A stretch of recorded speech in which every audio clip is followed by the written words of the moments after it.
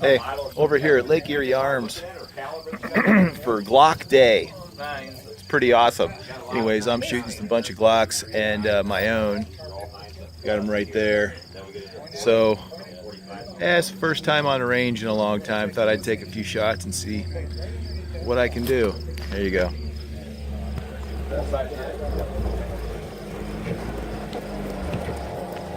Remington hollow points. Or full metal jacket.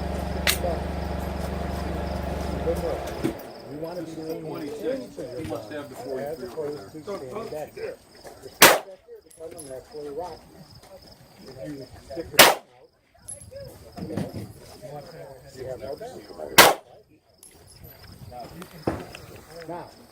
Glock 19. There's no substitute. All right, I'm gonna pull up the 26 this time and see how I like it.